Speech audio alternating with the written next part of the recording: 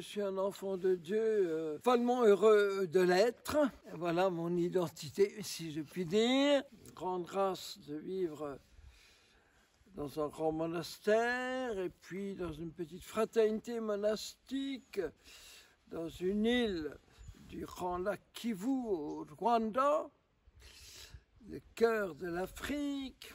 Et au retour, la joie finalement de lancer l'école Jeunesse Lumière, où je suis un bon petit élève depuis maintenant 38 ans, ratant tous mes examens de fin d'année, donc je récidive indéfiniment en espérant un jour devenir enfin un véritable petit enfant de Dieu. Voilà. Alors voilà. Alors ça se situe à mon retour du Rwanda, après 12 ans dans ce pays merveilleux, le cœur de l'Afrique. Ça a été un électrochoc épouvantable pour moi d'être retenu par ma petite fraternité internationale en Europe. Surtout qui venait d'avoir toute cette bizarroïde révolution dite de mai 68, donc c'était un grand chaos. J'ai eu la grâce de tout de même faire mes études de théologie à Fribourg, en Suisse, dans une très bonne université catholique. Et c'est là que j'ai découvert les tout débuts de ce qu'on va appeler plus tard le renouveau charismatique. Voilà.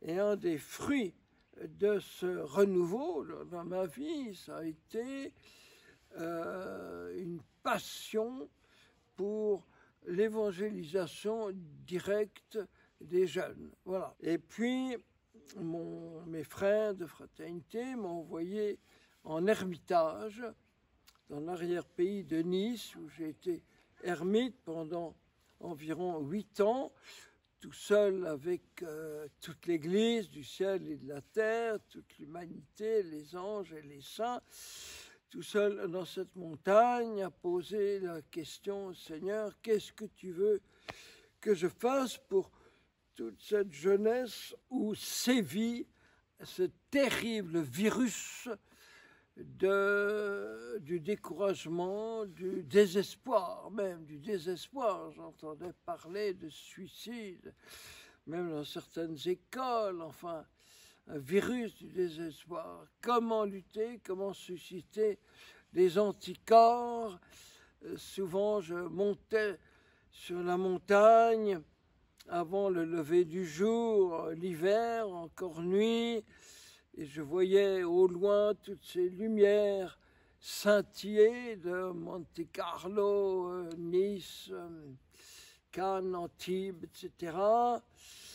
Et je me disais, là-bas, les cœurs sont vides, on se détruit dans les quartiers de prostitution, on se flingue.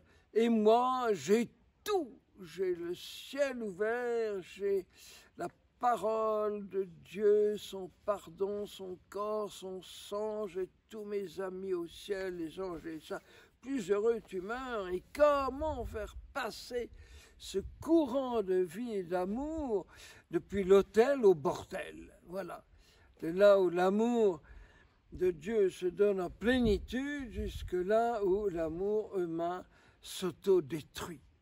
Voilà, ça a été la grande question et il a fallu attendre 7 années pour avoir la réponse qui est venue à travers un SOS d'un jeune de 17 ans, Martin, griffonnant sur un petit page de cahier. Mon école, un mouroir, personne qui écoute, personne qui console, nous avons peur de tout, on nous donne tout, sauf l'essentiel, viens nous donner Dieu. Et terminant par Église, n'oublie pas tes enfants. Un véritable SOS déchirant, à la suite duquel mon prieur et mon évêque, les larmes aux yeux d'ailleurs, m'envoient dans cette école de 2500 élèves près d'Angers, école d'agriculture. Et pour la première fois, après de longues années de vie monastique contemplative, je me suis retrouvé face aux archi-sympathiques petits païens de notre temps. Voilà. Et à ne leur parler que de la Trinité, de l'Église, de l'Eucharistie, etc., enfin de l'essentiel. Et donc ça a provoqué tout un mouvement d'invitation dans les écoles et tout. Et j'ai très vu que faut faire passer l'Évangile, apporter la personne de Jésus dans ce continent immense sans Dieu, ce désert spirituel sans Dieu, eh bien, il faut passer par des jeunes de leur propre génération. D'où l'intuition, qui a été la grande intuition de Saint Jean-Paul II, voilà, former des jeunes apôtres pour qu'ils soient les jeunes évangélisateurs de leur propre génération. Et c'est comme ça qu'est née Jeunesse Lumière, il y a 38 ans, cette année. Voilà, il faut dire qu'au Canada, il y avait déjà une première école catholique, que les protestants, eux, avaient aussi une école comme ça pour un an, qui existe toujours d'ailleurs. Au Canada, c'était Témoignage Jeunesse, et dans mes tournées d'évangélisation au Canada, je travaillais beaucoup avec ces jeunes. Et c'est comme ça qu'est née l'intuition de Jeunesse Lumière. Alors voilà, ça c'est très important. C'est cette articulation entre l'intimité avec Dieu et la diffusion, le rayonnement. Voilà, il faut être comme Jean-Baptiste, comme Jésus l'a dit de Jean-Baptiste, une petite lumière qui brille et qui resplendit, qui brûle, pardon. Il faut d'abord brûler, il faut que la flamme soit une flamme vive, qu'elle brûle pour qu'elle puisse éclairer et réchauffer. Il faut d'abord que le feu brûle, voilà. Et c'est ce que dit l'évangéliste Saint Jean dès sa première lettre. Il dit « Ce que nos yeux ont vu dans nos frères et sœurs, ce que nos mains ont touché dans la Sainte Eucharistie, ce que nos oreilles ont entendu dans la parole de Dieu, c'est lui que nous vous annonçons. » Voilà, mais d'abord faire l'expérience de cette intimité amoureuse avec Jésus. Voilà, l'adoration conduit à l'évangélisation. Les premiers évangélisateurs ont été les petits bergers de Bethléem, qui parlent de l'enfant dans tout leur village, mais parce qu'ils ont été les premiers adorateurs. Ils ont commencé par adorer le petit enfant avant d'aller en parler aux habitants de Bethléem. Voilà. Et on voit ça dans l'Évangile. On voit Marie-Madeleine a d'abord ce long moment d'amoureuse intimité avec Jésus dans le jardin du matin de Pâques, avant que Jésus l'envoie en mission. Va dire à mes frères. Voilà, il l'envoie. La Samaritaine, avant d'évangéliser tout son village et l'amener à Jésus, il y a ce bouleversant dialogue qui a duré pendant longtemps au bord du puits. Voilà. Et donc c'est la grande intuition de Jeunesse Lumière, c'est d'abord s'enraciner dans le cœur de Dieu pour pouvoir ensuite le rayonner, le diffuser. C'est pour ça que nous passons dans notre beau désert montagneux, si je puis dire, du Tarn, nous passons beaucoup plus de temps en vie communautaire, en vie très marquée par l'adoration, par la liturgie, avant et après nos missions, et que nous ne partons en mission que 2 ou 3 semaines chaque trimestre, ce qui est très peu. Mais justement, c'est parce que la parole s'enracine dans le silence.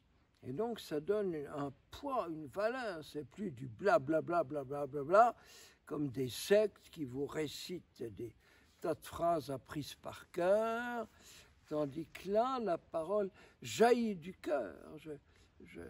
J'essaie de transmettre mon bonheur d'aimer Jésus, d'en être aimé, n'est-ce pas? Voilà, c'est le rayonnement, l'enracinement d'abord, et puis le rayonnement qui en découle. Voilà un peu ce lien indissoluble entre l'adoration et l'évangélisation, tu vois, entre l'adoration et la mission.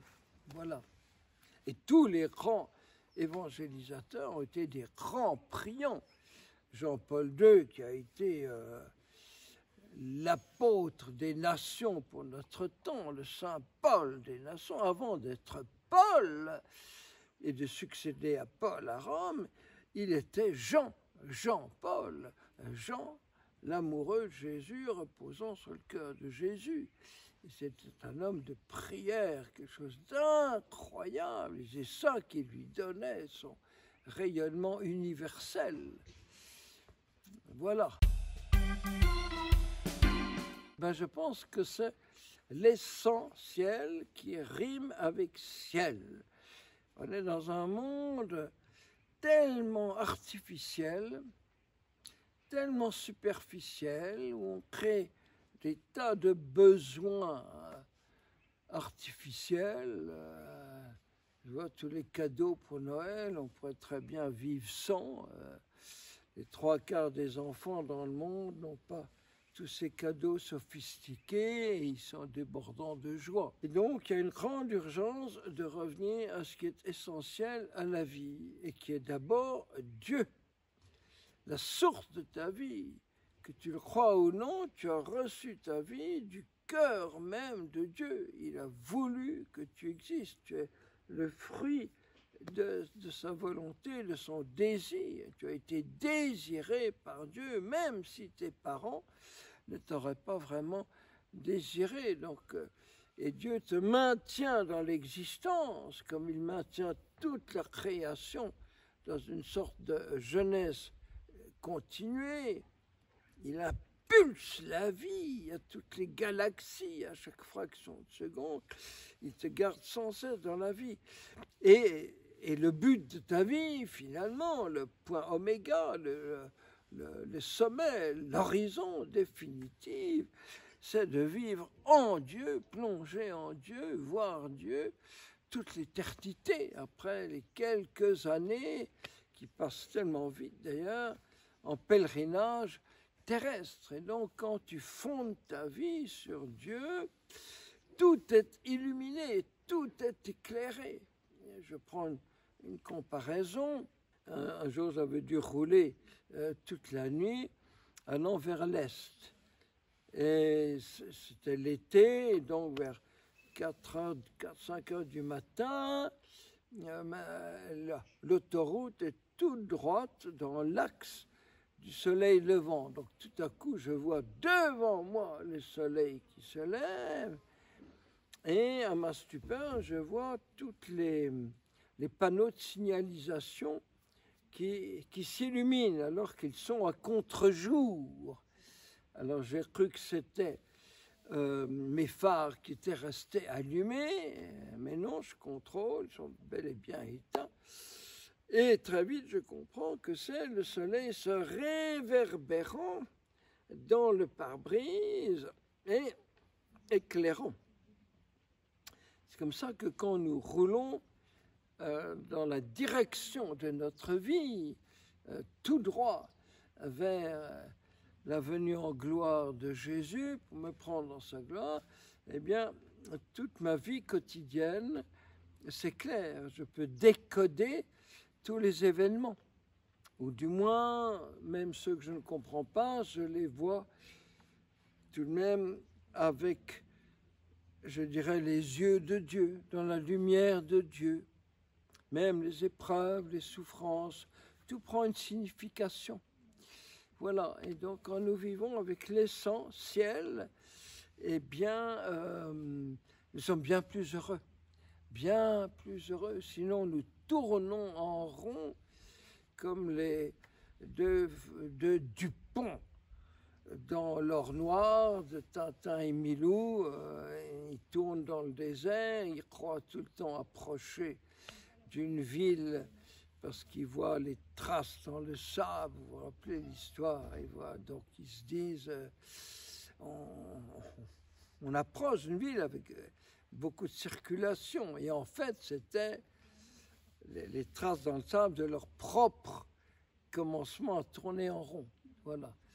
Et donc beaucoup de gens perdent leur vie à tourner en rond dans le désert, dans la nuit, alors que notre vie est une trajectoire, voilà, qui va du cœur de Dieu à la gloire de Dieu. Tchon, voilà ce que je répondrai. Eh bien, à 20 ans, j'étais un jeune moine enthousiaste, découvrant toute la beauté de la vie monastique, juste vivre pour les beaux yeux de Dieu, chanter sa louange au nom de toute l'humanité, au nom de toute la création. Et donc, je lui dirais, s'il était devant moi, si je me clonais, si je puis dire, eh bien, je lui dirais, continue sur cette rampe de lancement, sur la rampe de lancement de ta vie. 20 ans, c'est un âge magnifique, un âge merveilleux, le printemps de la vie. Eh bien, protège en toi ce cœur d'enfant et cet enthousiasme de vivre. Voilà, protège ça, garde ça, voilà. Et enracine de plus en plus cette joie de vivre dans la joie de l'intimité avec le Seigneur Jésus. Voilà ce que je dirais. C'est un peu dans tout ce que je viens de dire, mûrir comme un beau fruit qui mûrit au soleil de Dieu. Voilà.